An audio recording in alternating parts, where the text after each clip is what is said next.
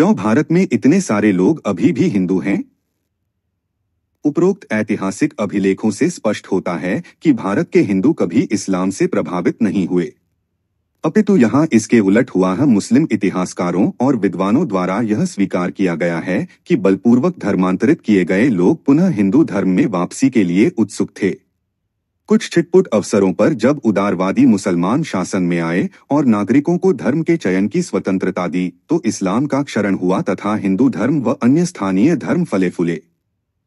यह जानकारी इस बात का उत्तर देने के लिए पर्याप्त है कि क्यों इतनी सदियों के मुस्लिम शासन के बाद भी प्रायद्वीपीय भारत में 80% जनसंख्या अमुस्लिम बनी रही। नीचे यह बताया जाएगा कि हिंदुओं ने दृढ़तापूर्वक कठोर सामाजिक, सांस्कृतिक व धार्मिक अवमूल्यन, अपमान व वंचना सही और भेदभावपूर्ण करों के दमनकारी बोझ को सहा, किंतु वे बर्बर इस्लामी शासन के 1000 वर्ष बाद भी अपने पूर्वजों के धर्म पर अडिग रहे। एक और तथ्य जिसका यहाँ उल्लेख आवश्यक है, यह है कि यद्यपि मुसलमानों ने मजहबी आधार पर 11 सदी से अधिक समय तक भारत पर राज किया, किंतु कदाचित ही ऐसा हुआ कि वे समूचे देश पर पूर्ण नियंत्रण स्थापित कर पाए हों। 712 ईस्वी में सिंध में कासिम के प्रवेश के बाद प्रथम 3 सदियों में मुस्लिम शासन विशाल भारत के एक छोटे से उत्तर पश्चिम क्षेत्र तक ही सीमित रहा। इन क्षेत्रों की अधिकांश जनसंख्या अब मुसलमान है और यह तथ्य सिद्ध करता है कि मुस्लिम शासक उन्हीं क्षेत्रों में प्रभावशाली ढंग से इस्लाम थोप सके जहां उनके पास लंबे समय तक सुदृढ़ राजनीतिक सत्ता रही। अकबर महान शासन 1556 से 1605 के कमांडरशिप में ही भारत का अधिकांश भाग मुस्लिम शासन के प्रवाह में आया, किंतु अकबर इस्लाम का बड़ा पक्षत्यागी था और वह इस्लाम के प्रसार के उद्देश्य में सहायता नहीं कर सका। उसके 5 दशक के शासन में मुस्लिम जनसंख्या बढ़ने की अपेक्षा संभवतः घट गई। अकबर के बाद उसके बेटे जहांगीर और पौत्र शाहजहां के शासन में अगले 50 वर्ष इस्लामीकरण की नीति को राज्य नीति के रूप में सुदृढ़ता नहीं मिल सकी। जब अकबर के पड़पोते उन्मादी औरंगजेब शासन 1658 से 1707 के हाथ सत्ता आई, तो इस्लामीकरण और बलात् धर्मांतरण राज्य का प्रमुख केंद्र बिंदु बन गया, किंतु उसके शासन में राज्य के सभी कोनों में विद्रोह हो रहे थे। बर्नियर के अनुसार औरंगजेब के बर्बर शासन में शक्तिशाली और विद्रोही राजपूत व मराठा राजकुमार उसके महल के दरबार में सदा अपने घोड़े पर सवार होकर, शस्त्रों से सुसज्जित होकर और अपने सैनिकों के साथ प्रवेश किया करते थे। जब औरंगजेब ने उमर के नियम और शरिया विधियों के अनुरूप अमुस्लिमों को शस्त्र रखने से प्रतिबंधित कर दिया, तो भी विद्रोही व खतरनाक राजपूतों को इस प्रतिबंध से छूट देनी पड़ी। काफिर विरोधियों पर औरंगजेब की भयानक नीतियों और अत्याचार के बाद भी शिवाजी और राणा राज सिंह जैसे विद्रोहियों ने जजिया का विरोध करते हुए पत्र लिखा। जब उसके अधिकारी अमीन जजिया उगाहने गए, तो उन अमीनों में से एक को हिंदुओं ने मार डाला और दूसरे को उसकी दाढ़ी और बाल पकड़कर घसीटते हुए लाए और खाली हाथ वापस भेजा। यहाँ तक कि अकबर और जहांगीर के समय जब मुगल शासन सर्वाधिक सुदृढ़ माना जाता था, तब भी पूरे देश में उनका प्रभाव अपेक्षाकृत दुर्बल ही रहा। जहांगीर ने अपने संस्मरण तारीख-ए-इस्लीम शाही में लिखा है कि अशांति और असंतुष्टों की संख्या कभी कम होती नहीं दिखी, क्योंकि मेरे पिता के शासन और उसके बाद मेरे अपने शासन में जो उदाहरण स्थापित किए गए थे, साम्राज्य में कदाचित ही ऐसा कोई राज्य रहा होगा जिसमें किसी न किसी ओर से कोई न कोई अभिशप्त उद्यमी मनुष्य विद्रोह का झंडा लेकर खड़ा न हो गया हो। इससे हिंदुस्तान में कभी भी संपूर्ण शांति की अवधि नहीं रही। हिंदुओं के प्रतिकार का उल्लेख करते हुए डिर्क एच कोल्फ ने लिखा है, करोड़ों की संख्या में सशस्त्र पुरुष, किसान व अन्य लोग उनके शासन के विरोधी थे, न कि प्रजा। अकबर के दरबार के बदायूनी के अनुसार हिंदू प्रायः जंगलों में अपने छिपने के स्थानों से मुस्लिम फौज पर आक्रमण कर देते थे। जिन्होंने जंगलों में आश्रय लिया था, वे वहां जो भी जंगली फल, कंद और कच्चा अन्न मिल जाता था, वही खाकर जीवित रहते थे। इन उदाहरणों से अनुमान लगाया जा सकता है कि क्यों इतनी सदियों के मुस्लिम शासन के बाद भी प्रायद्वीपीय भारत की 80% जनसंख्या अभी भी अमुस्लिम है। भारत में धर्मांतरण कैसे हुए? ऊपर दिए गए प्रमाणों के आलोक में अब यह प्रश्न शेष नहीं बचता है कि क्यों इतनी सदियों के मुस्लिम शासन के बाद भी 80% भारतीय अभी भी अमुस्लिम हैं। अपितु यह प्रश्न अवश्य उठता है कि इस्लाम के विरुद्ध प्रचंड प्रतिरोध के बाद भी वो 20% भारतीय क्यों और कैसे मुसलमान बने। मुसलमानों की जनसंख्या कैसे बढ़ गई, जबकि हिंदू इस्लाम को इतना घृणित मानते थे, जैसा कि अनेक मुस्लिम इतिहासकारों व शासकों ने भी लिखा है। तलवार के बल पर धर्मांतरण। तलवार के बल पर धर्मांतरण रसूल मोहम्मद द्वारा तब प्रारंभ किया गया जब उसने कुरान 9:5 में दिए गए अल्लाह के आदेश के अनुपालन में बहुदेववादियों को विकल्प दिया कि या तो वे मृत्यु का वरण करें अथवा इस्लाम स्वीकार करें। इसलिए हिंदुओं को भी मृत्यु या इस्लाम में से एक चुनने का विकल्प दिया जाना था। जब मोहम्मद बिन कासिम ने सिंध विजय प्रारंभ किया तो जिन स्थानों पर उसका प्रतिकार हुआ वहां उसने मृत्युतुल्य पीड़ा देकर लोगों का इस्लाम में धर्मांतरण की नीति अपनाई। उसने उन लोगों को स्थान दिया जिन्होंने उसकी हमलावर सेना का प्रतिकार किए बिना आत्मसमर्पण कर दिया। उसने ऐसे लोगों पर धर्मांतरण का दबाव नहीं डाला। जब उसकी नरम नीतियों की सूचना बरादात के हज्जाज में उसके संरक्षक के पास पहुंची तो उसने इस नरमी को अस्वीकार करते हुए कासिम को लिखा है, मुझे ज्ञात है कि जिन पद्धतियों और नियमों का तुम पालन करते हो वो इस्लामी विधि के अनुरूप हैं। बस इसके अतिरिक्त कि तुम छोटे और बड़े सबको समान रूप से संरक्षण देते हो और शत्रु और मित्र में कोई भेद नहीं करते हो।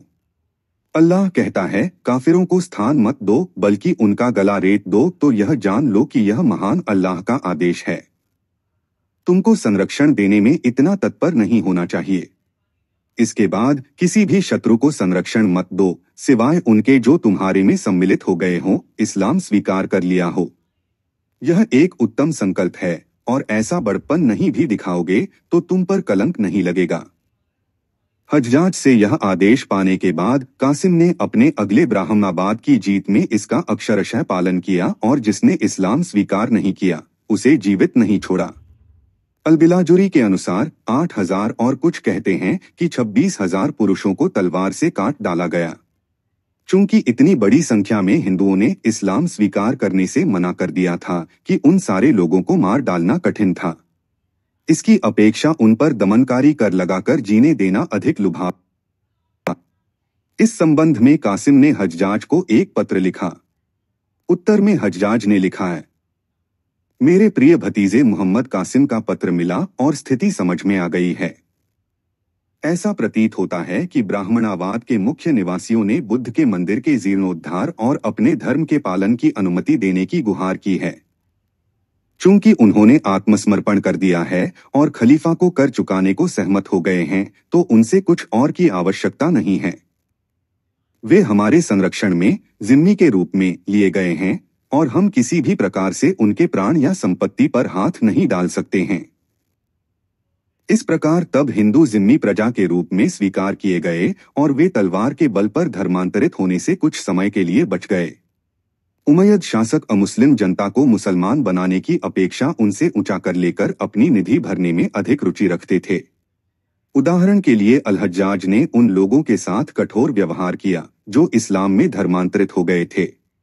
जब अमुस्लिमों का एक समूह उसके पास अपने इस्लाम स्वीकार करने की सूचना देने आया तो अल-हज्जाज ने उनकी बात सुनने से मना कर दिया और अपनी फौज को उन लोगों को उनके गांव पहुंचाने का निर्देश दिया। प्रथम उमैयद खलीफा मुआविया पूरे मन से चाहता था कि इजिप्ट के कॉप्स इस्लाम में धर्मांतरित न हो, क्योंकि उसका कहना था कि यदि वे सभी सच्चे मजहब इस्लाम में धर्मांतरित हो गए तो इससे उसे जजिया न मिलने से आय की बड़ी हानि होगी। उमैयद खलीफा द्वारा हिंदुओं को लो बैटरी प्लीज चार्ज कुरान और सुन्नत के मजहबी इस्लामी कानूनों का उल्लंघन था। यह धृष्ट छूट बाद में हनफी विधियों में भी जोड़ी गई। इस्लामी कानून की अन्य सभी शाखाएं बहुदेववादियों की मृत्यु अथवा धर्मांतरण की मांग करती हैं। इसलिए जहां तक बलात् धर्मांतरण का संबंध है तो भारत के काफिरों ने उत्पीड़न का नरम रूप सहा था। 750 ईस्वी में उमैयद राजवंश के पतन के बाद आए और अधिक रूढ़िवादी शासकों ने प्रायः मृत्युतुल्य पीड़ा देकर हिंदुओं का धर्मांतरण कराया। सफारीद वंश के शासक याकूब लैस ने 870 ने काबुल पर अधिकार कर लिया और काबुल के राजकुमार को बंदी बना लिया। उसने अजरुखज के राजा की हत्या कर दी, मंदिरों को लूटा और नष्ट किया तथा वहां के निवासियों को इस्लाम स्वीकार करने को बाध्य किया गया। वह लूट के माल के साथ अपनी राजधानी लौटा, जिसमें 3 राजाओं के सिर और भारतीय देवी देवताओं की अनेक प्रतिमाएं भी थीं। सुल्तान महमूद के सचिव अबू नस अलौतबी ने लिखा है, सुल्तान महमूद की कतरौज की जीत में वहां के निवासियों ने या तो इस्लाम स्वीकार कर लिया अथवा इस्लामी तलवारों का भोजन बनने के लिए शस्त्र उठा लिए। अतोतबी ने बारन के आहरण के संबंध में लिखा है, चूंकि अल्लाह की तलवार म्यान से निकल गई थी और दंड का कोड़ा उठ गया था। 10,000 लोगों ने अपनी मूर्तियों को त्यागने और धर्मांतरण की घोषणा कर दी। नगर को जीतने के बाद सुल्तान महमूद, जो कि स्वयं एक शिक्षित सुसंस्कृत व्यक्ति व इस्लामी न्यायशास्त्र का विद्वान था, सामान्यतः युद्धरत पुरुषों को काट डालता, उनकी स्त्रियों व बच्चों को बलपूर्वक बंदी बना लेता तथा बची हुई जनता को इस्लाम स्वीकार करने को विवश करता। वह किसी ऐसे धर्मांतरित राजकुमार को सिंहासन पर बिठा देता था जो इस्लामी कानूनों के अनुसार राज्य शासन चलाए और इस्लाम के प्रसार पर ध्यान दे तथा मूर्ति पूजा का दमन करे। ऐसा ही एक धर्मांतरित राजकुमार नवासा शाह था। अलुत्बी ने लिखा है, जब सुल्तान महमूद भारत से निवृत्त हुआ तो नवासा शाह पर शैतान सवार हो चुका था, क्योंकि वह पुनः बहुदेव पूजा के दलदल में जाकर धर्मत्याग की ओर बढ़ने लगा। तो सुल्तान वायु से तेज गति से उस ओर बढ़ा और अपने शत्रुओं के रक्त से अपनी तलवार की प्यास बुझाई। इसका अर्थ यह है कि सुल्तान महमूद ने भारत में अपने अभियान में केवल तलवार के बल पर धर्मांतरण ही नहीं कराया, अपितु उसने यह भी सुनिश्चित किया कि उसके गजनी जाने के बाद यहाँ के धर्मांतरित मुसलमान अपने पूर्वजों के धर्म में वापस न जाने पाएं। हम अध्याय 6 श्रेणियां 1947 के दंगे और नरसंहार कौन उत्तरदायी में देखेंगे कि 1947 में भारत विभाजन के क्रम में पूर्वी और पश्चिमी पाकिस्तान में लाखों की संख्या में हिंदुओं को मृत्युतुल्य कष्ट देकर मुसलमान बनाया गया था। दास गुलाम बनाकर धर्मांतरण। भारत में प्रथम सफल अतिक्रमण में मोहम्मद बिन कासिम ने देवल, ब्राह्मणाबाद और मुल्तान में बड़ी संख्या में हिंदुओं की हत्याएं की। ऐसा प्रतीत होता है कि शस्त्र धारण करने की आयु वाले मुसलमान फौज की पहुंच में जो भी वयस्क पुरुष आए, उन सबको निर्दयतापूर्वक काट डाला गया। निस्संदेह उन वयस्क पुरुषों में से बहुत से लोग तलवार से बचने के लिए अपनी खियों और बच्चों को छोड़कर सभी दिशाओं में भागे।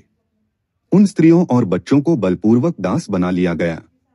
चचनामा में लिखा है कि रावर पर कासिम के हमले में 60,000 दास बनाए गए थे। चचनामा कहती है, सिंह की जीत के अंतिम चरण में 1 लाख स्त्रियों और बच्चों गुलाम बनाया गया। इन हमलावर अभियानों में मुसलमान हमलावरों द्वारा दास बनाई गई स्त्रियों और बच्चों की ठीक संख्या नहीं अंकित की गई है। ऐसा अनुमान लगाया जा सकता है कि सिहवान, धलीला, ब्राह्मणाबाद और मुल्तान में कासिम के प्रत्येक बड़े हमलों में इतनी ही संख्या में बंदी बनाए गए थे। भारत की सिंध सीमा पर 3 वर्षों 712 से 15 के संक्षिप्त अत्याचारी काल में लाखों लोग दास बनाए गए। वह बंदी बनाई गई स्त्रियों व बच्चों एवं लूट के अन्य माल में से 5वां भाग कुरान 8:41 सुत्रत और शरिया के अनुसार राज्य के भाग के रूप में दमाकस में स्थित खलीफा के पास भेज देता था और शेष अपने फौजियों में बांट देता था। जब बंदी बनाए बच्चे मुसलमान के रूप में बड़े हुए तो उन पुरुषों की एक टुकड़ी उन्हीं हिंदुओं के विरुद्ध नए पवित्र जंग लड़ने के लिए बनाई गई, जो कुछ वर्ष पूर्व उन पुरुषों के अपने संबंधी व स्वधर्मी ही थे।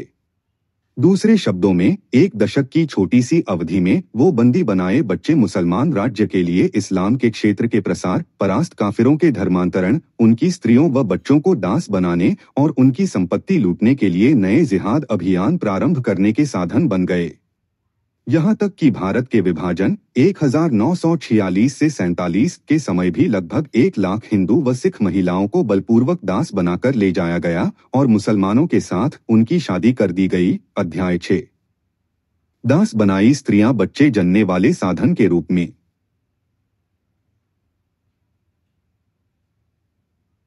बंदी बनाई गई स्त्रियों को कुरानी स्वीकृति और पैगंबरी प्रथाओं अर्थात सुन्नत के अनुपालन में उनके मुसलमान मालिकों द्वारा लौंडी, सेक्स स्लेव के रूप में उपयोग किया जाता था। दास प्रथा पर अध्याय 7 में देखें। इसलिए उन स्त्रियों ने न केवल मुसलमानों की जनसंख्या बढ़ाने में योगदान दिया, अपितु वो प्रजनन के माध्यम से मुसलमानों की जनसंख्या बढ़ाने वाली मूल्यवान साधन भी बन गईं।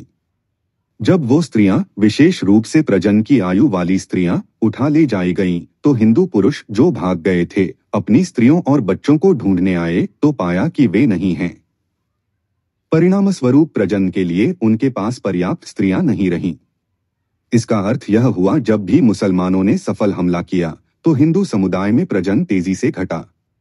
दूसरी ओर मोहम्मद बिन कासिम के साथ आए कुछ हजार आदमियों के पास अधिकतम क्षमता तक बच्चा जनने के लिए पर्याप्त यौन संगी थे। यहाँ तक कि बादशाह अकबर ने अपने हरम में 5000 सुंदर स्त्रियों को रखा था। मोरक्को के सुल्तान मौला इस्माइल शासन 1672 से 1727 ने अपनी 2000 से 4000 बीवियों और यौनदासियों से 1200 बच्चे उत्पन्न किए थे। 10 परास्त हिंदुओं को व्यापक स्तर पर दास बनाने और विशेषकर महिलाएं जो मुस्लिम बच्चों को जन्म देने में संलिप्त की गईं को बलपूर्वक दास बनाने की प्रथा ने मुस्लिम जनसंख्या की तीव्र वृद्धि में सहायक बनी। इसलिए जहां कहीं भी मुसलमानों ने सफल अतिक्रमण किया, वहां उन्होंने बड़ी संख्या में पुरुषों की हत्या करके और स्त्रियों और बच्चों को बंदी बनाकर हिंदुओं की जनसंख्या को कम किया।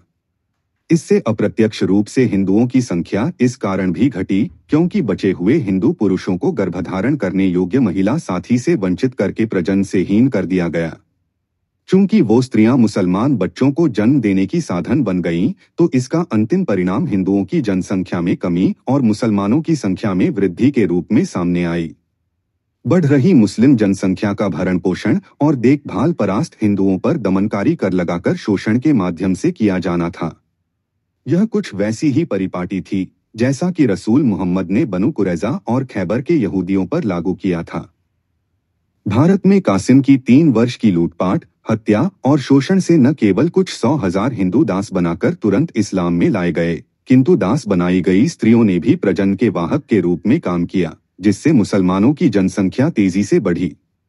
रसूल द्वारा प्रारंभ की यह प्रथा मुसलमान हमलावरों और शासकों ने प्रत्येक स्थान पर लागू की। भारत में बादशाह अकबर ने इस परिपाटी पर प्रतिबंध लगाया, यद्यपि प्रतिबंध अपेक्षाकृत असफल रहा। भारत के अभियानों में सुल्तान महमूद ने बड़ी संख्या में पुरुषों की हत्याएं की और बड़ी संख्या में मुख्यतः स्त्रियों और बच्चों को दास बनाकर ले गया।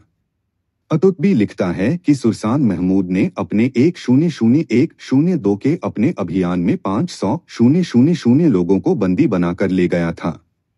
कुतबी ने लिखा, निंदुना पंजाब के अपने हमले में उसने इतने अधिक लोगों को बंदी बनाकर दास बनाया कि वे अत्यंत सस्ते हो गए। थानेसर हरियाणा में महमूद ने 200,000 लोगों को दास बनाया और 1019 में 53,000 दासों के साथ वापस गया। मुस्लिम इतिहासकारों के अभिलेखों के आधार पर प्रोफेसर के.एस. लाल ने अनुमान लगाया है कि उत्तरी भारत पर सुल्तान महमूद के कई बार के हमलों में हिंदू जनसंख्या लगभग 20 लाख घट गई थी। हमलों के क्रम में बड़ी संख्या में हिंदुओं की हत्याएं की गई थीं। जो बचे थे उन्हें तलवार की नोक पर दास बनाकर ले जाया गया और वे भय के मारे तुरंत मुसलमान बन गए। बाद में खुरासान के सुल्तान मोहम्मद गोरी मुइजुद्दीन मृत्यु 1206 और उसके जनरल कुतुबुद्दीन ऐबक भारत में मुस्लिम शासन को जमाने के लिए एक साथ आए, जिसका परिणाम 1206 में भारत में प्रत्यक्ष मुस्लिम शासन दिल्ली सल्तनत की स्थापना के रूप में सामने आया।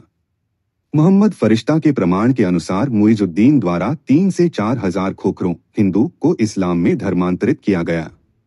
फ़क़्ह मुजाबिर में मुइजुद्दीन और ऐबक के अत्याचार के बारे में इस प्रकार लिखा है, यहाँ तक कि निर्धन मुसलमान परिवार भी कई दासों के मालिक बन गए। अकबर का शासन आने तक मुस्लिम शासित भारत में पकड़कर बलपूर्वक दास बनाना सामान्य नीति बना रहा। अकबर शासन 15,556 से 1605 ने जंग के मैदान में सामूहिक रूप से दास बनाने पर प्रतिबंध लगा दिया। इस प्रतिबंध के बाद भी सदियों पुरानी यह प्रथा उसके राज्य में भी पूरे प्रभाव से चलती रही। उसके कुंठित परामर्शक व मुक्तचिंतक अबुल फजल ने अकबरनामा में कहा है कि बहुत से बुरे स्वभाव वाले और पापी अधिकारी उन्हें लूटने के लिए गांवों और महलों की ओर चले जाते थे। उन लूटपाटों में सामान्यतः महिलाओं व बच्चों को पकड़कर उठा लाया जाता था। मोरलैंड इस बात की पुष्टि करते हैं कि अकबर के शासन में बिना किसी औचित्य के किसी गांव या गांवों के समूहों पर हमला करना और वहां के लोगों को दास बनाकर पकड़ लाना फैशन हो गया था। इसीलिए कोई आश्चर्य नहीं लगता कि अकबर के एक जनरल अब्दुल्ला खान उजबेग ने डींगे हाँकते हुए घोषणा की थी, मैंने 5,05,000 पुरुषों और स्त्रियों को बंदी बनाया और उन्हें बेच दिया। वे सब के सब मुसलमान बना दिए गए। उनकी संतियों से कयामत के दिन तक करोड़ों 1 करोड़ 10 मिलियन होंगे।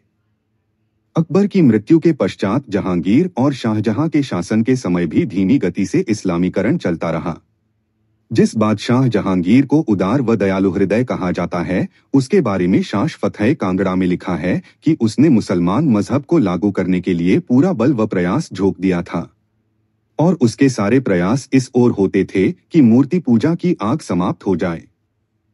इंतिखाब जहांगीर शाही के अनुसार जब गुजरात में जैनों ने भव्य मंदिर बनवाए जहां भक्त आते थे, तो बादशाह जहांगीर ने जैनों को देश निकाला देने और उनके मंदिरों को तोड़ने का आदेश दिया। उनकी मूर्तियों को मस्जिद की सीढ़ियों में चुन दिया गया, जिससे कि नमाज पढ़ने के लिए आने वाले मुसलमान उनको कुचलते हुए जाएं। बादशाह शाहजहां अपने पिता जहांगीर से भी अधिक रूढ़िवादी था। वह औरंगजेब शासन 1658 से 1707 था, जिसने अपनी राज्यनीति में डालकर दास बनाने और बलात् धर्म परिवर्तन कराने का काम पुनः पूरे दल और बल के साथ प्रारंभ किया। 1757 में जब ब्रिटिशों ने बंगाल पर अधिकार कर लिया, तो भी मुसलमान शासकों द्वारा दास बनाने का काम पूरे भारत में पूरे प्रभाव में चल रहा था। सियारुल मुताखिरिन के अनुसार 1761 में पानीपत के युद्ध में अहमद शाह अब्दाली की विजय के पश्चात भोजन पानी के अभाव में दुर्भिक्ष स्थिति में आ गए बंदियों को लंबी पंक्ति में खड़ा किया गया और उनके सिर धड़ से पृथक कर दिए गए तथा उनकी खियों व बच्चों में से जो बच गए थे, उन्हें बलपूर्वक दास बनाकर ले जाया गया। दास बनाए गए इन लोगों की संख्या 22,000 थी और इनमें से बहुत से उस क्षेत्र के प्रमुख व्यक्तियों के परिवारों के थे। 2 दशक पूर्व ईरान के नादिर शाह ने भारत पर 1738 हमला किया था। उसने भयानक अत्याचार व लूटपाट की थी तथा लगभग 200,000 लोगों को काट डाला गया था। इस हमले के बाद नादिर शाह हजारों दास और बहुत बड़े परिमाण में धन अपने साथ ले गया था। यह समझना कठिन नहीं कि किस प्रकार दास बनाने की नीति व अपराध ने भारत में मुसलमानों की जनसंख्या बढ़ाने में सहायता की। संभवतः किसी अन्य स्रोत से मुसलमान जनसंख्या इतनी नहीं बढ़ी थी। जनरल अब्दुल्ला खान उज़्बेक ने अपने उस डिंगभरे कथन में इसका वर्णन ठीक किया है, जो ऊपर दिया गया है। मुसलमान जनसंख्या वृद्धि में बलपूर्वक दास बनाई गई स्त्रियों के योगदान को संक्षेप में वर्णन इस प्रकार किया है। जब बड़ी संख्या में स्त्रियां बलपूर्वक दासी बनाई थीं, तो रखैल बनाकर रखी गई ये स्त्रियां मुसलमान जनसंख्या बहुत अधिक बढ़ा सकती थीं। इससे सहमति प्रकट करते हुए मोहम्मद अशरफ का विचार है कि भारत में मुस्लिम जनसंख्या वृद्धि में बलपूर्वक दास बनाई गई स्त्रियों का योगदान है। यद्यपि यह कहना गलत नहीं होगा कि इन दासों ने न केवल मुस्लिम जनसंख्या बढ़ाने में योगदान दिया, अपितु वो दास ही थे जिन्होंने आरंभिक वर्षों और दशकों में मुसलमान जनसंख्या के समूह का गठन किया। एक ओर दास बनाए जाने का काम चलता रहा, तो दूसरी ओर उन दासों से उत्पन्न संतानों ने बाद की अवधि में मुसलमान जनसंख्या बढ़ाने का काम किया। आधुनिक इस्लामी विद्वान शेख अल-करादवी, डॉक्टर जाकिर नाइक और डॉक्टर फजलुर रहमान आदि के दावों के उलट धर्मांतरण और मुसलमान जनसंख्या में वृद्धि स्पष्टतः विजयों के समय से ही प्रारंभ हो गई थी। यद्यपि सुल्तान महमूद और याकूब लैस जैसे हमलावरों द्वारा परास्त लोगों के बलपूर्वक धर्मांतरण एवं तलवार की नोक पर उनकी स्त्रियों व बच्चों को दास बनाने के माध्यम से मुसलमान जनसंख्या बढ़ी, क्योंकि दास बनाए गए लोग बलपूर्वक मुसलमान बनाए गए। मोहम्मद रसूल के समय से ही स्त्रियां और विशेष रूप से युवा स्त्रियां बलपूर्वक दास बनाए जाने का बड़ा लक्ष्य थीं। बाद में दास बनाई गई वो स्त्रियां मुसलमानों के लिए बच्चे उत्पन्न करने और मुस्लिम जनसंख्या बढ़ाने का बड़ा उपकरण बन गईं। अपमान और आर्थिक बोझ का धर्मांतरण में योगदान। इस्लाम ने एकेश्वरवादी यहूदियों और ईसाइयों को जिम्मी प्रजा के रूप में मान्यता दी। यद्यपि अल्लाह ने बहुदेववादियों अर्थात हिंदू, बौद्ध और जीववादी आदि को मृत्यु या धर्मांतरण के मध्य एक विकल्प दिया। भारत में सिंह की जीत पर उमैयद जिहादियों का सामना बड़ी संख्या में ऐसे बहुदेववादियों से हुआ जो अपने धर्म पर अडिग थे और उसने ऐसे बहुदेववादियों को तलवार से काट डाला।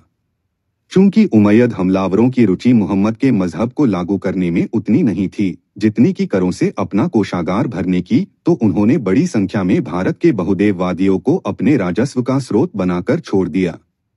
इसलिए उमैयद सुल्तानों ने कुरान 9:5 का उल्लंघन करते हुए इन बहुदेववादियों को जिम्मी प्रजा की श्रेणी में ला दिया। सामान्यतः जिम्मियों का सामाजिक रूप से अति अवमूल्यन व अपमान किया जाता था और आर्थिक रूप से उनका शोषण किया जाता था, क्योंकि यह उन पर इस्लाम स्वीकार करने का दबाव डालने का बड़ा उत्पीड़क साधन बनता था। इस्लाम के द्वितीय खलीफा, कुछ लेखक इसे खलीफा उमर द्वितीय शासन 717 से 20 ईस्वी कहते हैं। उमर द्वारा विनियमित उमर की संधि में इस्लामी शासन में जिम्मी प्रजा के साथ किए जाने वाले व्यवहार की रूपरेखा दी गई है। उमर की संशय यह नियम इस्लामी विधियों की शाफी शाखा के संस्थापक इमाम शाफी की किताब उल-उम्मह पुस्तक की जननी में उद्धृत हैं। जब अरब सीरिया पर अतिक्रमण करने में सफल हो गए तो खलीफा के निर्देशन में खलीफा उमर और सीरिया के ईसाई प्रमुख के बीच हुई इस संधि पर हस्ताक्षर हुए। उस संधि में मुस्लिम शासन में जिम्मियों का पूर्ण व अपमानजनक दमन करने को कहा गया है और कहा गया है कि जिम्मियों को अपनी नीच स्थिति के प्रतीक के रूप में भेदभावपूर्ण कर चुकाने होंगे तथा बहुत से अन्य अवमूल्यनकारी व अमानवीय सामाजिक राजनीतिक विकलांगता को सहना होगा। खलीफा उमर ने सीरिया के संरक्षक को पत्र भेजकर इस्लाम के अधीन आने की शर्तों को लागू कराया। उन शर्तों के मुख्य बिंदु: मैं और सभी मुसलमान तुम्हें और तुम्हारे ईसाई सहचरों को तब तक सुरक्षा देने का वचन देते हैं जब तक तुम इन शर्तों को मानते रहोगे। ये शर्तें निम्न हैं। 1. तुम मुस्लिम विधि के अधीन होगे, न कि किसी अन्य विधि के अधीन, और हम जो कुछ भी मांग करेंगे तुम उसे मानने से अस्वीकार नहीं करोगे। 2. यदि तुम में से कोई भी रसूल उनके मजहब और कुरान में बारे में कुछ ऐसा कहता है जो ठीक नहीं है तो वह व्यक्ति ईमान वालों और सभी मुसलमानों के कमांडर अल्लाह की सुरक्षा से वंचित कर दिया जाएगा। वह शर्त जिस पर सुरक्षा दी गई निरस्त कर दी जाएगी और तुम्हारा जीवन विधि कानून की सीमा से परे हो जाएगा। 3. यदि तुम में से कोई भी किसी दूसरी स्त्री के साथ संबंध रखता है अथवा किसी मुसलमान औरत से शादी करता है अथवा राजमार्गों पर किसी मुसलमान को लूटता है अथवा किसी मुसलमान को उसके मजहब से विमुख करता है अथवा मुसलमान के शत्रु की सहायता करता है अथवा गुप्तचर को शरण देता है तो ऐसा माना जाएगा कि उस व्यक्ति ने संधि तोड़ी है और उसका जीवन व संपत्ति विधि विरुद्ध हो जाएगा। वह व्यक्ति जो मुसलमानों की संपत्ति व सम्मान के प्रति तनिक भी हानि करेगा दंडित किया जाएगा। 5. हम मुसलमानों के साथ तुम्हारे व्यवहार पर दृष्टि रखेंगे और यदि तुमने किसी मुसलमान के लिए कुछ भी प्रविधिक गैरकानूनी किया तो हम उसे उलट देंगे और तुम्हें दंड देंगे।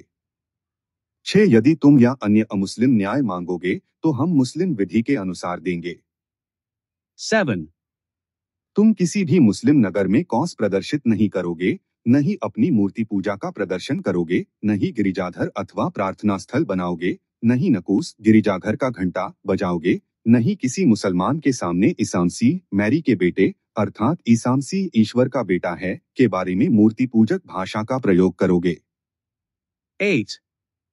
तुम अपने सभी वस्त्रों के ऊपर पहचान में आने के लिए सुधार वस्त्र पेटी लगाओगे जो छिपा हुआ नहीं होना चाहिए।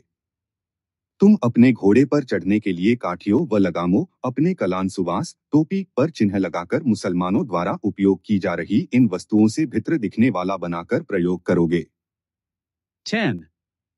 जब मुसलमान उपस्थित हो तो तुम मार्ग में उसके आगे नहीं रहोगे और न ही सभाओं में मुख्य सीट पर बैठोगे। 11. स्वस्थ चित्त का प्रत्येक स्वतंत्र वयस्क पुरुष नए वर्ष पर पूरे वजन का 1 दीनार का पोलकर जनिया भुगतान करेगा। जब तक वह इस जजिया का भुगतान नहीं करेगा नगर नहीं छोड़ेगा। जब तक जजिया दिया जा रहा है निर्धन व्यक्ति अपने जजिया का स्वयं उत्तरदायी है। निर्धनता से जजिया देने की बाध्यता को निरस्त नहीं होगी, न ही तुम्हें दी जा रही सुरक्षा समाप्त होगी। यदि तुम्हारे पास जो भी है तो हम उसे लेंगे। मुस्लिम क्षेत्र में व्यापार के लिए रहने वाले या यात्रा करने वालों को छोड़कर जो भी मुस्लिम क्षेत्र में रहेगा या यात्रा करेगा उसके लिए जजिया देना अनिवार्य होगा। किसी भी स्थिति में तुम मक्का में प्रवेश नहीं कर सकते हो। यदि तुम व्यापारिक वस्तुओं के साथ यात्रा करते हो तो तुम्हें उसका 10वां भाग मुसलमानों को देना होगा। मक्का को छोड़कर तुम कहीं भी आ जा सकते हो। हिजाज को छोड़कर तुम किसी भी मुस्लिम क्षेत्र में ठहर सकते हो, किंतु हिजाज में मात्र 3 दिन रुक सकते हो, उसके बाद वहां से जाना होगा। ये भी मानक शर्तें थीं जिन्हें यहूदियों और ईसाइयों हनफी कानून के अंतर्गत आने वाले देशों में बहुदेववादियों पर भी लागू किया गया। उमर की संधि में जिम्मियों के साथ व्यवहार की शर्तें अल्लाह की स्वीकृति कुरान 9:29 और सुवरत के अनुपालन में निश्चित की गई थीं। इसलिए 8वीं सदी के महान हनफी न्यायशास्त्री अबू यूसुफ ने लिखा, उमर की संधि कयामत के दिन तक लागू रहेगी। यहूदियों और ईसाइयों, भारत में हिंदू भी, जो कि अपने क्षेत्रों में स्वतंत्र और सम्मानित थे, को अब मुसलमान हमलावरों के अधीन दमनकारी, अपमानजनक व शोषण करने वाला व्यवहार सहना पड़ा। यह कल्पना करना कठिन नहीं कि इस प्रकार के व्यवहार से उन पर इस्लाम में धर्मांतरित के लिए कितना मनोवैज्ञानिक दबाव पड़ा होगा। जजिया और अपमानह जिम्मी प्रजा पर जजिया थोपने की प्रथा से स्पष्टतः ज्ञात होता है कि उन लोगों ने मुस्लिम राज्यों में किस प्रकार का सामाजिक अवमूल्यन सहा था। अल्लाह तो मांग करता है कि इस प्रक्रिया में जिम्मियों को स्वेच्छा से समर्पण करते हुए तथा स्वयं को पराजित, नीच होने का अनुभव करते हुए जजिया देना होगा। कुरान 9:29। इच्छा से समर्पण और अपमान में जजिया देने का अर्थ है कि जजिया का भुगतान उस अपमानजनक प्रोटोकॉल के अनुसार करना होगा जिससे जिम्मियों की आत्मा चोटिल हो। महान इस्लामी टीकाकार अल-जमशारी मृत्यु 1144 ने जजिया भुगतान पर कुरान की आयत 9:29 की व्याख्या इस प्रकार की है, उन्हें तुच्छ अनुभव कराकर और अपमानित करके जजिया लेना होगा। जिम्मी पैदल सामने आएंगे, न कि घोड़े अथवा किसी वाहन पर चढ़कर। जब वह जजिया का भुगतान कर रहा हो तो खड़ा रहेगा और उसके सामने जजिया लेने वाला बैठा होगा। जजिया लेने वाला उसके गर्दन के ऊपर केशों को पकड़कर उसे झकझोरेगा और कहेगा है जजिया दे, और जब वह जजिया दे दे तो उसके गर्दन के पिछले भाग पर बल से मारा जाए। 16वीं सदी के प्रसिद्ध इजिप्ती सूफी विद्वान अशरनी ने अपनी पुस्तक किताब अल-मिजान में जजिया भुगतान के ढंग का वर्णन यूं किया है। जिम्मी, ईसाई या यहूदी जजिया लेने के लिए नियुक्त अमीर के पास स्वयं जाकर खड़ा होगा। अमीर ऊंची कुर्सी पर बैठा रहेगा। उसके समक्ष आया जिम्मी अपनी खुली हथेलियों पर जजिया कर रख कर देगा। अमीर यह कर ऐसे लेगा कि उसका हाथ ऊपर होगा और जिम्मी का हाथ नीचे। इसके बाद उस जिम्मी को वहां से भगाने से पूर्व अमीर उसकी गर्दन पर प्रहार करेगा। जनता को इस दृश्य को देखने की अनुमति है। आइए देखें कि भारत में ये मानक सिद्धांत कैसे लागू किए गए। बादशाह औरंगजेब द्वारा 1679 में पुनः जजिया कर थोपते हुए अकबर ने 1564 में जिसे हटा दिया था, जजिया के भुगतान में निम्न प्रक्रिया अपनाने का आदेश दिया है। मृत्यु होने अथवा इस्लाम स्वीकार कर लेने पर जजिया समाप्त हो जाता है। अमुस्लिम को जजिया भुगतान करने स्वयं आना चाहिए। यदि वह अपने किसी सहायक को भेजे तो उसका जजिया नहीं स्वीकार किया जाना चाहिए। जजिया भुगतान के समय अमुस्लिम को खड़ा रहना चाहिए, जबकि लेने वाले मुखिया को बैठे रहना चाहिए। अमुस्लिम का हाथ नीचे होना चाहिए और उस मुखिया का हाथ इसके ऊपर होना चाहिए और उसे कहना चाहिए, रे अमुस्लिम, जजिया दे। जब सुल्तान अलाउद्दीन खिलजी ने विद्वान काजी मुगरीसुद्दीन से खरज भूमि कर के संग्रह के विषय में परामर्श मांगा तो उसने इसी प्रकार की प्रक्रिया बताते हुए कहा कि जजिया देने के बाद अमुस्लिम मुंह खोले और कर लेने वाला उसके मुंह में चूक दे। ऐसा घोर अपमान एवं कर लेने वाले का उसके मुंह में यूकने का उद्देश्य उस वर्ग पर अधिकाधिक अधीनता, इस्लाम के वैभव व पारंपरिक विश्वास एवं मिथ्या धर्म हिंदू के अवमूल्यन का प्रदर्शन करना होता है। 200 ऐसा ही फारसी विद्वान मुल्ला अहमद ने कश्मीर के उदार व सहिष्णु सुल्तान जैनुल आबदीन 1564 से 67 को स्मरण दिलाने के लिए लिखा था कि उन पर जजिया थोपने का मुख्य उद्देश्य उनका अपमान करना है। अल्लाह ने उनके अपमान के लिए जजिया स्थापित किया है। जजिया का उद्देश्य यह होता है कि उनका अपमान हो तथा मुसलमानों की प्रतिष्ठा व गरिमा की स्थापना हो। हिंदुओं के प्रति बादशाह अकबर की उदार नीतियों से कुढ़े लोकप्रिय सूफी उस्ताद शेख अहमद सरहिंदी 1564 से 1624 ने बादशाह के दरबार पर लिखा है, इस्लाम का सम्मान कुफ्र, अल्लाह, उसके रसूल और इस्लाम को न मानना एवं काफिरों गैर मुस्लिमों के अपमान में निहित होता है। जो कोई भी काफिरों का सम्मान करता है वह मुसलमान का अपमान करता है। उन पर जजिया थोपने का वास्तविक उद्देश्य उन्हें इस सीमा तक अपमानित करना होता है कि वे ठीक से पहनोड़ न सकें और अच्छे से जी न सकें। वे भयभीत रहें और कांपते रहें। ऐसा ही विचार भारत के मुस्लिम शासन की अवधि में सूफी संत शाह वलीउल्लाह मृत्यु 1762 और अन्य प्रमुख इस्लामी विद्वानों व सूफी उस्तादों के रहे हैं। जिम्मियों के ऐसा असहनीय अपमान करने के ये उपाय इसलिए किए गए थे जिससे कि उन्हें मुस्लिम राज्य में अपनी अत्यंत नीची सामाजिक आर्थिक परिस्थिति दर्जा का अनुभव होता रहे। यह समझना कठिन नहीं है कि हिंदुओं पर धर्मांतरण का मनोवैज्ञानिक दबाव डालने के लिए उन्हें अपमान और अवमूल्यन के किस स्तर पर ला दिया गया था। हिंदुओं को इतनी अपमानजनक स्थिति में लाकर उन्हें यह प्रलोभन दिया जाता था कि मुसलमान बन जाएं तो भेदभावपूर्ण कर जजिया, खर्च व अन्य आर्थिक बोझों से मुक्त हो जाएंगे। सबसे बड़ा बोझ दमनकारी कर खर्च था। सुल्तान अलाउद्दीन खिलजी 1296 से 1316 के काल में किसान एक प्रकार से शासन के बंधुआ दास हो गए थे, क्योंकि उनकी उपज का 50 से 60% करों के रूप में और मुख्यतः खर्च कर के रूप में छीन लिया जाता था।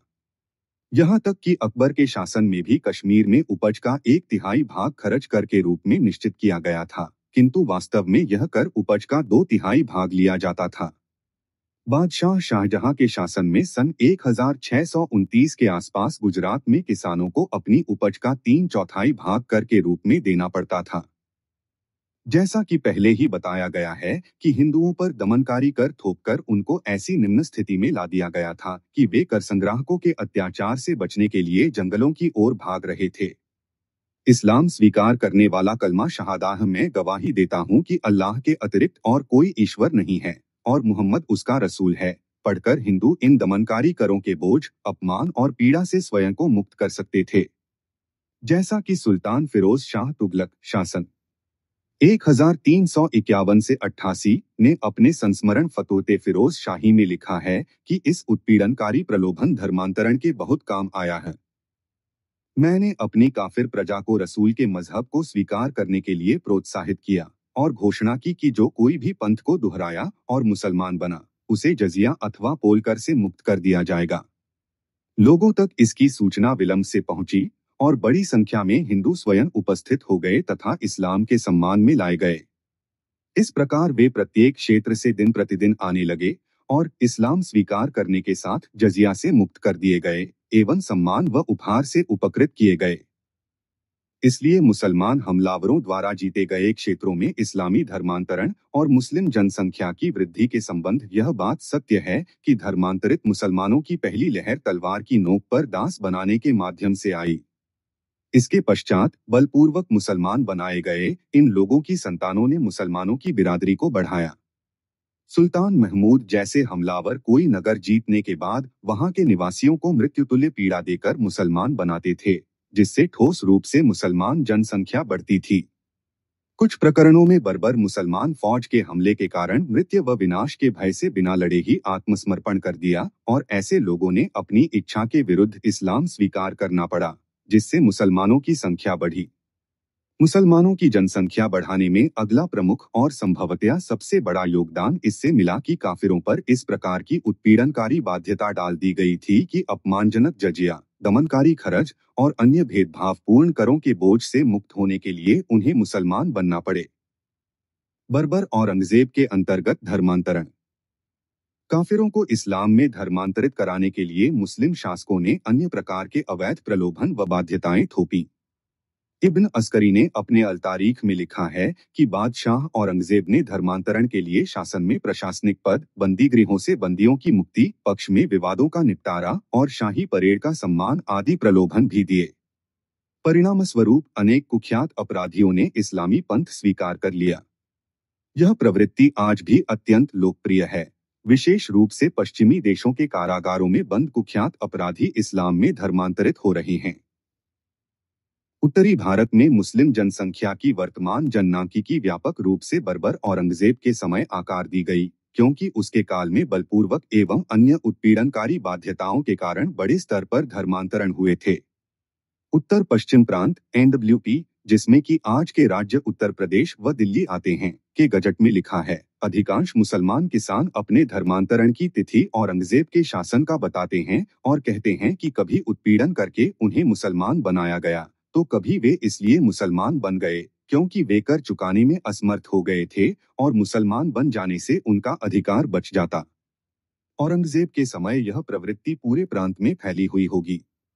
यूरोपियन दरबारी निकोलो मैनुसी, जो कि औरंगजेब के शासन के समय भारत में रहे थे, ने अपने इस कथन में इस बात की पुष्टि की है कर भुगतान में असमर्थ बहुत से हिंदू मुसलमान बन गए, जिससे कि वे कर उगाहने वालों के अपमान से बच सकें, और औरंगजेब को इसमें आनंद मिलता था। सूरत में इंग्लिश फैक्ट्री के अध्यक्ष थॉमस रोल ने लिखा है कि औरंगजेब द्वारा जजिया दोहरे उद्देश्यों से उगाहा जाता था, जिसमें से एक उद्देश्य अपने कोषागार में धन भरना था और दूसरा यह था कि इससे जनसंख्या के निर्धन वर्ग पर मुसलमान बनने के लिए दबाव डाला जाए। 15 दिसंबर 1666 को औरंगजेब ने राजदरबार और प्रांतों के शाही दरबार की सेवाओं से हिंदुओं को निकाल बाहर करने तथा उनके स्थान पर मुसलमानों को नियुक्त करने का आदेश निर्गत किया। इस आदेश से हिंदुओं पर अपनी आजीविका बचाने के लिए धर्मांतरित होने का और दबाव पड़ा। उसने हिंदू जमींदारों, भूस्वामी पर मुसलमान बनने अथवा नौकरी खोने या यहाँ तक कि मृत्यु का सामना करने का दबाव डाला। मनोहरपुर के जमींदार देवीचंद अपने पद से हटा दिए गए और कारागार में डाल दिए गए।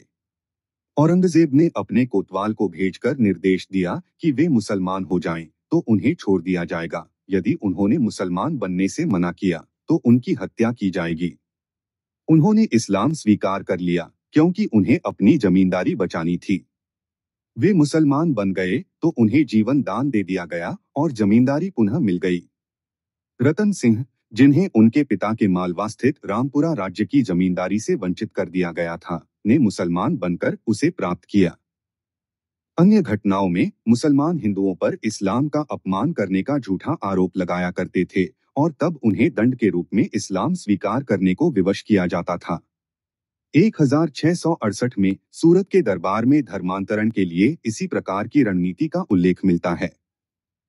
जब मुसलमान हिंदू सेठों, बनिया से धन उधार लेता किंतु वापस नहीं करना चाहता, तो मुसलमान काजी न्यायाधीश के पास परिवाद शिकायत अंकित करा देता था कि उक्त हिंदू ने रसूल के बारे में अपमानजनक टिप्पणी की है अथवा उसके मजहब के बारे में बुरा बोला है, और वह मुसलमान 2 झूठे गवाह भी प्रस्तुत कर देता। इसके बाद उस निरीह हिंदू बनिया का बलपूर्वक खतना कर दिया जाता और उसे इस्लाम स्वीकार कराया जाता। औरंगजेब ने भी सन 1685 में एक आदेश दिया कि प्रांतों के उसके अधिकारी हिंदुओं को इस्लाम में धर्मांतरित होने के लिए प्रोत्साहित करने के लिए प्रस्ताव दें कि जो भी हिंदू पुरुष मुसलमान बनेगा उसे राज्य कोषागार से 4 रुपए और जो भी हिंदू स्त्री मुसलमान बनेगी उसे 2 रुपए दिए जाएंगे। उस समय 4 रुपए की राशि पुरुष की पूरे माह की आजीविका के बराबर हुआ करती थी। जैसा कि ज्ञात है कि धर्मांतरण करने से जजिया, खरज और अन्य दमनकारी करों से मुक्ति एवं अपमान व अवमूल्यन से बचने का मार्ग मिलता था, इसलिए धर्मांतरण के लिए यह लाभ अपने वित्तीय मूल्य से कहीं अधिक बड़ा प्रलोभन बन गया। एक मुगल पत्रक में लिखा है कि बिठूर के फौजदार शेख अब्दुल मोमिन द्वारा 150 हिंदुओं को सरोपा, सम्मान की पगड़ी और नकदी देकर मुसलमान बनाया था। औरंगजेब ने कश्मीर के पंडितों का बलपूर्वक सामूहिक धर्मांतरण कराया। दुखी पंडित पंजाब के सिख गुरु तेग बहादुर के पास आए। जब गुरु कश्मीरियों के अवैध धर्मांतरण के बारे में पूछताछ करने औरंगजेब के दरबार में आए तो उन्हें बंदी बना लिया गया और कई सप्ताह तक उन पर अत्याचार करते हुए उन्हें धर्म परिवर्तन को कहा गया।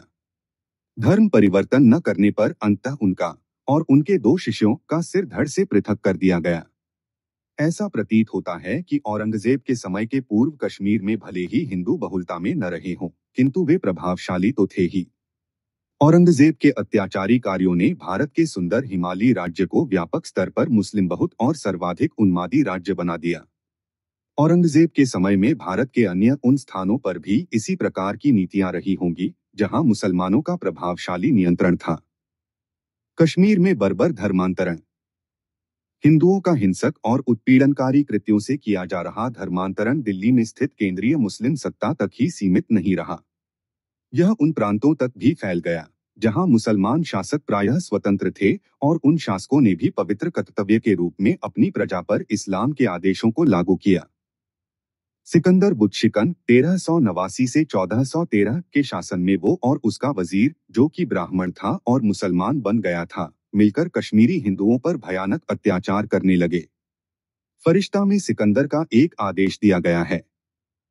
कश्मीर में मुसलमानों के अतिरिक्त किसी और के निवास पर रोक लगाते हुए, और उसने आदेश दिया कि कोई व्यक्ति अपने माए पर तिलक, जो कि हिंदू लगाते हैं, नहीं लगाए। अंत में उसने बल दिया कि सोने और चांदी की सभी मूर्तियां तोड़ दी जाएं और उन्हें गला दिया जाए तथा उससे मिली धातु से सिक्के डाल दिए जाएं। बहुत से ब्राह्मणों ने अपना धर्म या अपना देश छोड़ने की अपेक्षा विष पी लिया, कुछ अपने पैतृक स्थान छोड़कर चले गए, जबकि बहुत थोड़े से लोग नष्ट हो जाने से बचने के लिए मुसलमान बन गए। ब्राह्मणों को निर्वासित करने के बाद सिकंदर ने आदेश दिया कि कश्मीर के सभी मंदिर तोड़ दिए जाएं। कश्मीर में सभी मूर्तियों को तोड़ने के बाद उसने बुतशिकन मूर्ति भंजक मूर्तियों का नाश करने वाला की उपाधि प्राप्त की। विद्वान फरिश्ता मुत्यु 1614 के अनुसार यह सुल्तान सिकंदर का सबसे बड़ा कार्य था।